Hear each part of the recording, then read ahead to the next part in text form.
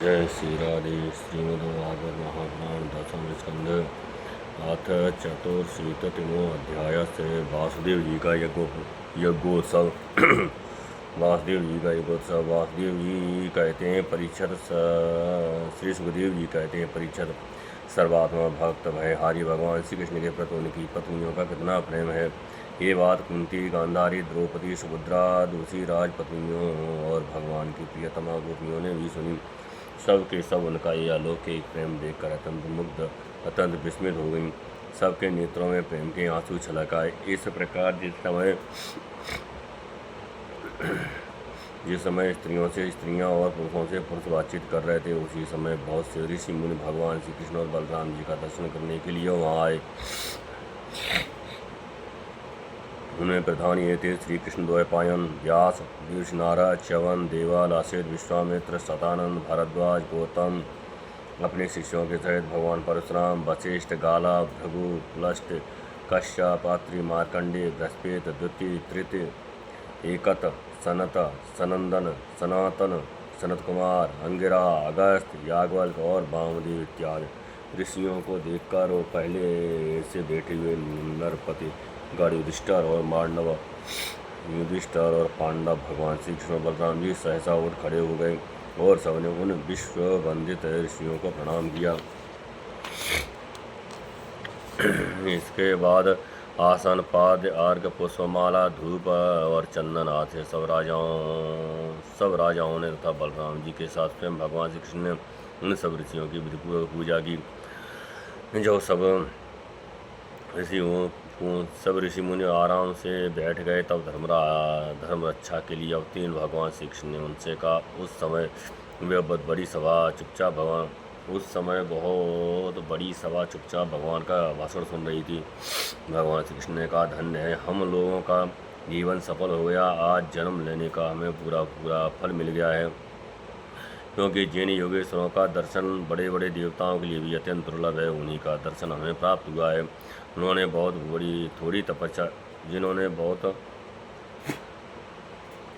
थोड़ी तपस्या की है और जो लोग अपने इष्ट देव को समस्त प्राणियों के हृदय में न देखकर केवल मूर्त विशेष में ही उनका दर्शन करते हैं, उन्हें आप लोगों के दर्शन, स्पर्श, कुशल, प्रसन्न, प्रणाम और पाद पूजन आदि का अवसर भला कब मिल सकता है। केवल जल में तीर्थ ही तीर्थ नहीं कहलाते और केवल मिट्टी या पत्थरों की प्रतिमा ही देवता नहीं होती। संत पुरुष ही वास्तव में तीर्थ और देवता हैं, क्योंकि उनका बहुत समय तक सेवन किया जाए तब वे पवित्र करते हैं, परंतु संत पुरुष तो दर्शन मात्र से ही कृतार्थ कर देते हैं। अग्नि, सूर्य, चंद्रमा, तारे, पृथ्वी, जल, आकाश, वायु, वाणी और मन की अधिष्ठात्र देवता उपासना करने पर भी आपका पूरा नाश नहीं कर सकते, क्योंकि उनकी उपासना से भेद बुद्धि नाश नहीं होती, वह और भी बढ़ती है। परंतु यदि घड़ी दो घड़ी भी ज्ञानी पुरुषों की सेवा की जाए तो वे सारे पाप ताप मिटा देते हैं, क्योंकि वे भेद बुद्धि के विनाशक हैं। महात्माओं और सभासदों, जो मनुष्य, बात, पित्त और कफ इन तीनों धातुओं से बने हुए सब तुल्य शरीर को ही आत्मा अपना में, स्त्री पुत्र आदि को ही अपना और मिट्टी, पत्थर, काष्ठ आदि पार्थिव विकारों को ही इष्ट देव मानता है, तथा जो केवल जल को ही तीर्थ समझता है, ज्ञानी महापुरुष को नहीं, वह मनुष्य होने पर भी पशुओं में भी नीच गधा ही है।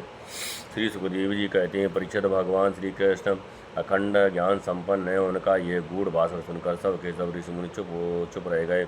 उनकी बुद्धि चक्कर में पड़ गई, वे समझ न सके कि भगवान ये क्या कह रहे हैं। उन्होंने बहुत देर तक विचार करने के बाद ये निश्चय किया कि भगवान सर्वेश्वर होने पर भी जो इस प्रकार सामान्य कर्म परतंत्र जीव की भांति व्यवहार कर रहे हैं, ये केवल लोक संग्रह के लिए ही है। ऐसा समझकर एवं मुस्कुराते हुए जगत गुरु भगवान श्री कृष्ण से कहने लगे। मुनियों ने कहा, भगवान, आपकी माया से प्रजापतियों की अधीश्वर, मरीच आदि तथा बड़े बड़े तत्वज्ञानी हम लोग मोहित हो रहे हैं। आप स्वयं ईश्वर होते हुए भी मनुष्यों की सी चेष्टाओं से अपने को छिपाए रखकर जीव की भांति आचरण करते हैं। भगवान, सचमुच आपकी लीला अत्यंत विचित्र है, परम आश्चर्यमय है। जैसे पृथ्वी अपने विकारों, वृक्ष, पत्थर, घट आदि के द्वारा बहुत से नाम और रूप ग्रहण कर लेती है, वास्तव में वह एक ही है। वैसे ही आप एक और चेष्टाहीन होने पर भी अनेक रूप धारण कर लेते हैं और अपने आप से ही इस जगत की रचना, रक्षा और संहार करते हैं। पर ये सब करते हुए भी इन कर्मों से लिप्त नहीं होते। जो सजातीय, विजातीय और स्वगत से भेद शून्य एक रस अनंत है, उसका ये चरित्र लीला मात्र ही नहीं तो और क्या है। धन्य है आपकी ये लीला भगवान। यद्यपि आप प्रकृति से परे स्वयं परब्रह्म परमात्मा हैं, तथा समय समय पर भक्तजनों की रक्षा और दुष्टों का दमन करने के लिए विशुद्ध तत्व में से विग्रह प्रकट करते हैं और अपनी लीला के द्वारा सनातन वैदिक मार्ग की रक्षा करते हैं, क्योंकि सभी वर्णों और आश्रमों के रूप में आप स्वयं ही प्रकट हैं। भगवान वेद आपका विशुद्ध हृदय है। तपस्या, स्वाध्याय, धारणा, ध्यान और समाधि के द्वारा उसी में आपके साकार निराकार रूप और दोनों के अधिष्ठान स्वरूप परब्रह्म परमात्मा परमात्मा का साक्षात्कार होता है। परमात्मा ब्रह्मांड ही वेदों के आधारभूत आपके स्वरूप की उपलब्धि के स्थान है। इसी से आप ब्राह्मणों का सम्मान करते हैं और इसी से आप ब्राह्मण भक्तों में अग्रगण्य भी हैं। आप सर्वविध कल्याण साधनों की चरम सीमा हैं और संत पुरुषों की एकमात्र गति हैं। आपसे मिलकर आज हमारे जन्म, विद्या, तप और ज्ञान सफल हो गए। वास्तव में सबके परम फल आप ही हैं प्रभु। आपका ज्ञान अनंत है। आप स्वयं सच्चिदानंद घन स्वरूप परम ब्रह्म परमात्मा भगवान हैं। आपने अपनी अत्यंत शक्ति योग माया के द्वारा अपनी महिमा छिपा रखी है। हम आपको नमस्कार करते हैं। ये सभा में बैठे हुए राजा लोग और दूसरों की तो बात ही क्या है, स्वयं आपके साथ आहार विहार करने वाले यदुवंशी लोग भी आपको वास्तव में नहीं जानते, क्योंकि आपने अपने स्वरूप को, जो सबका आत्मा, जगत का आदि कारण है और नियंता है, आप माया के पर्दे से ढक रखा है। जब मनुष्य स्वप्न देखने लगता है, उस समय स्वप्न के मिथ्या पदार्थों को ही सत्य समझ लेता है और नाम मात्र की इंद्रियों से प्रतीत होने वाले अपने स्वप्न शरीर को ही वास्तविक शरीर मान बैठता है। उसे उतनी देर के लिए इस बात का बिल्कुल ही पता नहीं रहता कि स्वप्न रहित अतिरिक्त एक जागृत अवस्था का शरीर भी है। ठीक इसी प्रकार जागृत अवस्था में भी इंद्रियों की प्रवृत्ति रूप माया से चित्त मोहित होकर नाम मात्र के विषयों में भटकने लगता है। उस समय भी चित्त के चक्कर में विवेक शक्ति ढक जाती है और जीव ये नहीं जान पाता कि आप इस जागृत संसार से परे हैं। प्रभु, बड़े बड़े ऋषि मुनि अत्यंत परिपक्व योग साधना के द्वारा आपके उन चरण कमलों को हृदय में धारण करते हैं, जो समस्त पाप राशि को नष्ट करने वाले गंगा जल के भी आश्रय स्थान है। ये बड़े सौभाग्य की बात है कि आज हमें उन्हीं का दर्शन हुआ है। प्रभु, हम आपके भक्त हैं। आप हमारा अनुग्रह कीजिए, क्योंकि आपके परम पद की प्राप्ति ही उन्हीं लोगों को होती है जिनका लिंग शरीर रूप जीव कोष आपकी उत्कृष्ट भक्त के द्वारा नष्ट हो जाता है।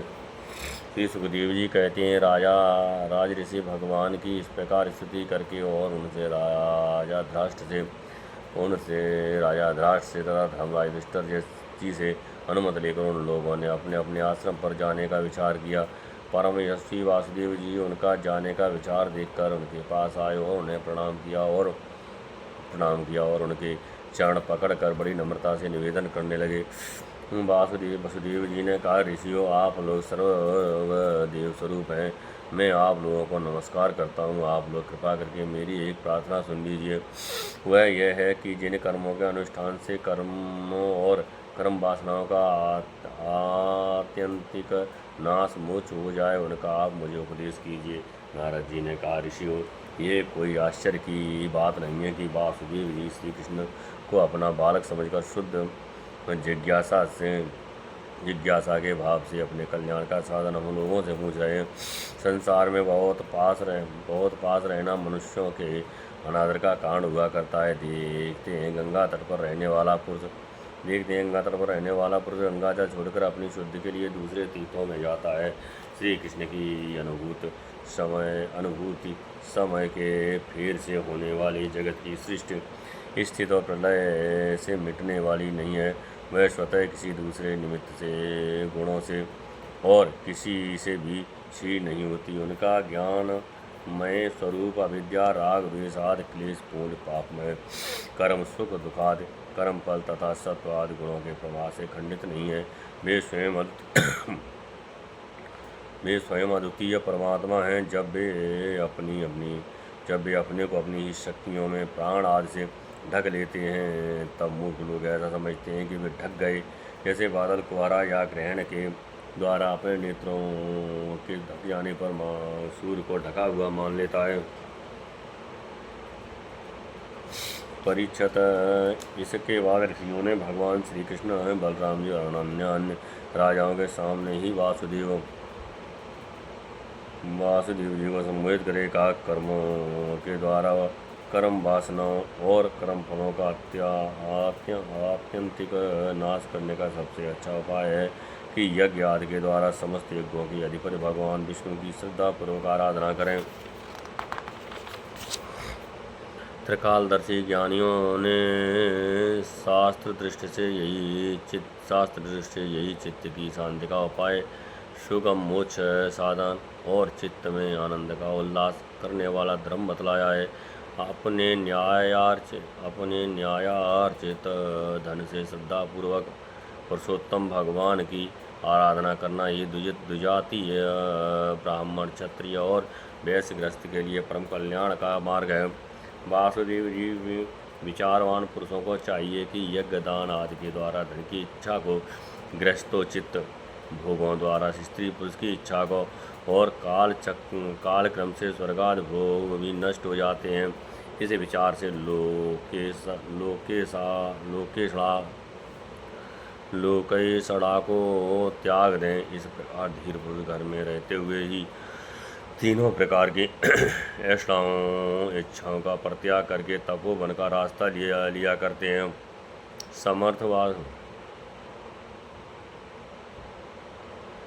समर्थ वासुदेव जी ब्राह्मण, क्षत्रिय, वैश्य ये तीनों देवता ऋषि और पितरों का ऋण लेकर ही पैदा होते हैं।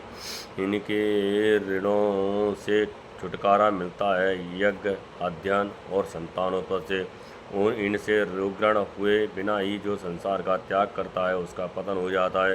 परम बुद्धिमान वासुदेव जी, आप अब तक ऋषि और पितरों के ऋण से तो मुक्त हो चुके हैं।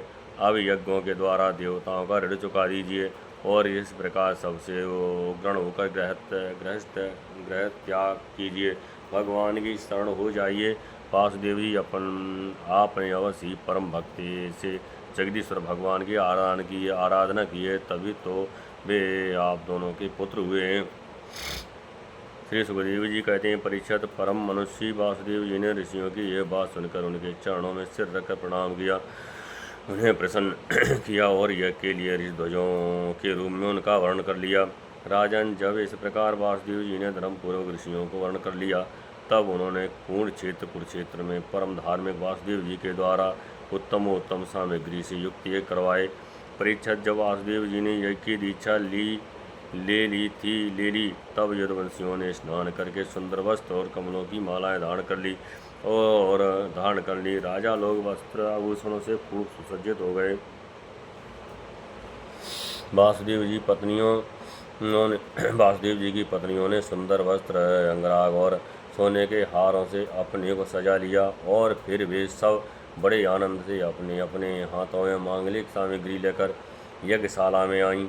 उस समय मृदंग, पखावज, शंख, ढोल और नगारे आदि बाजे बजने लगे। नट और नर्तकियाँ नाचने लगीं। सूत और मागध स्तुति गान करने लगे। गंधर्वों के साथ सुरीले गले वाली गंधर्व पत्नियाँ गान करने लगीं। वासुदेव जी ने पहले नेत्रों में अंजन और सिर में मक्खन लगा लिया। फिर उनकी देव की याद 18 पत्नियों के साथ उन्हें ऋतुजों ने महाभिषेक की विधि से भेजे ही अभिषेक कराया। जिस प्रकार प्राचीन काल में नक्षत्रों के साथ चंद्रमा का अभिषेक हुआ था,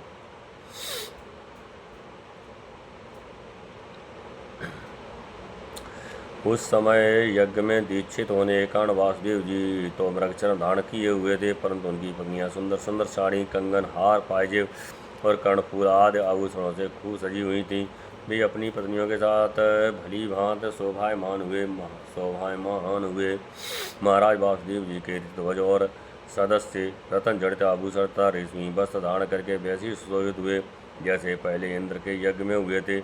उस समय भगवान श्री कृष्ण और बलराम जी अपने अपने भाई बंधु और स्त्री पुत्रों के साथ इस प्रकार शोभायमान हुए जैसे अपनी शक्तियों के साथ समस्त जीवों के ईश्वर स्वयं भगवान समस्त जीवों के अभिमानी श्री संकर्षण तथा अपने विशुद्ध नारायण स्वरूप में शोभायमान होते हैं। वासुदेव जी ने प्रत्येक यज्ञ में ज्योतिष्टोम, दर्श, पूर्णमास आदि प्राकृतिक यज्ञों, सौरसत्रादि विकृत यज्ञों और अग्निहोत्र आदि अन्य यज्ञों के द्वारा द्रव्य क्रिया और उनके ज्ञान के मंत्रों के स्वामी विष्णु भगवान की आराधना की। इसके बाद उन्होंने उचित समय पर ऋतुजों को वस्त्रालंकारों से सुसज्जित किया और शास्त्र के अनुसार बहुत सी दक्षिणा तथा प्रचुर धन के साथ अलंकृत भूमि, पृथ्वी और सुंदरी कन्याएं दी। इसके बाद महर्षियों ने पत्नी संयाज नामक यज्ञ और अभ्रत स्नान अर्थात यज्ञांत स्नान संबंधी अवशेष कर्म कराकर वासुदेव जी को आगे करके परशुराम जी के बनाए हृदय में स्नान किया। स्नान करने के बाद वासुदेव जी और उनकी पत्नियों ने बंदी जनों को अपने सारे वस्त्राभूषण दे दिए तथा स्वयं नए वस्त्राभूषणों से सुसज्जित होकर उन्होंने ब्राह्मणों से लेकर कुत्तों को भोजन कराया। तदनंतर अपने भाई बंधुओं, उनके स्त्री पुत्रों तथा विदर्भ, कौशल, कुरु, काशी, केके और संजय आदि देशों के राजाओं, सदस्यों, ऋतुध्वजों, देवताओं, मनुष्यों, भूतों, पितरों और चारणों को विदाई रूप में बहुत सी भेंट देकर सम्मानित किया। वे लोग लक्ष्मीपति भगवान श्री कृष्ण की अनुमति लेकर यज्ञ की प्रशंसा करते हुए अपने घर चले गए। परीक्षित उस समय राजा धृतराष्ट्र, विदुर, युधिष्ठिर, भीम, अर्जुन, भीष्म पितामह, द्रोणाचार्य, कुंती, नकुल, सहदेव, नारद, भगवान व्यासदेव तथा दूसरे स्वजन संबंधी और बांधव अपने हितैषी बंधु यादवों को छोड़कर जाने में अत्यंत व्यथा का अनुभव करने लगे। उन्होंने अत्यंत स्नेहार्थ चित्त से यदुवंशियों का आलिंगन किया और बड़ी कठिनाई से किसी प्रकार अपने अपने देश को गए। दूसरे लोग भी इनके साथ ही वहाँ से रवाना हो गए। परीक्षित भगवान श्री कृष्ण, बलराम जी तथा उग्रसेन आदि ने नंद बाबा एवं अन्य सब गोपों की बहुत बड़ी बड़ी सामग्रियों से अर्चा पूजा की, उनका सत्कार किया और वे प्रेम बरवश होकर बहुत दिनों तक वहीं रहे। वसुदेव जी अनायास ही अपने बहुत बड़ी मनोरथ का महासागर पार कर गए थे। उनके आनंद की सीमा न थी। सभी आत्मीय स्वजन उनके साथ थे। उन्होंने नंद बाबा का हाथ पकड़कर कहा, वासुदेव जी ने कहा, भाई जी भगवान ने मनुष्यों के लिए एक बहुत बड़ा बंधन बना दिया है। उस बंधन का नाम है स्नेह प्रेम पास। मैं तो ऐसा समझता हूँ कि बड़े बड़े सूरवीर और योगी यति भी उसे तोड़ने में असमर्थ हैं। आपने हम अकृतज्ञों के प्रति अनुपम मित्रता का व्यवहार किया है। क्यों न हो, आप सरीखे संत श्रोमणियों का तो ऐसा स्वभाव ही होता है। हम इसका कभी बदला नहीं चुका सकते, आपको इसका कोई फल नहीं दे सकते, फिर भी हमारा ये मैत्री संबंध कभी टूटने वाला नहीं है। आप इसको सदा निभाते रहेंगे। भाई जी, पहले तो बंदी गृह में बंद होने के कारण हम आपका कुछ भी प्रिय और हित न कर सके। अब हमारी ये दशा हो रही है कि हम धन संपत्ति के नशे से श्रीमत से अंधे हो रहे हैं। आप हमारे सामने हैं तो भी हम आपकी ओर नहीं देख पाते। दूसरे को सम्मान देकर स्वयं सम्मान न चाहने वाले भाई जी, जो कल्याण चाहने वाले भाई जी, जो कल्याणकामी हैं, उसे राज्य लक्ष्मी न मिले, इसी में उसका भला है, क्योंकि मनुष्य राज्य लक्ष्मी से अंधा हो जाता है और अपने भाई बंधु स्वजनों तक को नहीं देख पाता। श्री सुखदेव जी कहते हैं, परीक्षित इस प्रकार कहते कहते वासुदेव जी का हृदय प्रेम से गदगद हो गया। उन्होंने नंद बाबा की मित्रता और उपकार का स्मरण हो गया। उन्हें नंद बाबा की मित्रता और उपकार का स्मरण हो गया। उनके नेत्रों में प्रेमाश्रु उमड़ आए, वे रोने लगे। नंद जी अपने सखा वासुदेव जी को प्रसन्न करने के लिए भगवान श्री कृष्ण बलराम जी के प्रेम पास में बंद कर आज कल करते करते 3 महीने तक वहीं रह गए। यदुवंशियों ने जी भर उनका सम्मान किया। इसके बाद बहुमूल्य आभूषण, रेशमी वस्त्र, नाना प्रकार की उत्तम सामग्रियों और भोगों से नंद बाबा को, उनके ब्रजवासी साथियों को और बंधु बांधवों को तृप्त किया। वासुदेव जी, उग्रसेन, श्री कृष्ण बलराम, उद्धव आदि यदुवंशियों ने अलग अलग उन्हें अनेकों प्रकार की भेंट दी। उनके विदा करने पर उन सब सामग्रियों को लेकर नंद बाबा अपने ब्रज के लिए रवाना हुए। नंद बाबा गोपों और गोपियों का चित्त भगवान श्री कृष्ण के चरण कमलों में इस प्रकार लग गया कि वे फिर प्रयत्न करने पर भी उसे वहाँ से लौटा न सके। सुताराम बिना ही मन के उन्होंने मथुरा की यात्रा की।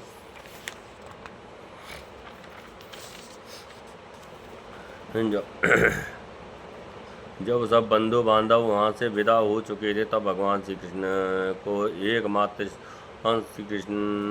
ही एकमात्र इष्ट देव मानने वाली यदुवंशियों ने यह देखकर कि अब वर्षा ऋतु आ पहुँची है, द्वारका के लिए प्रस्थान किया।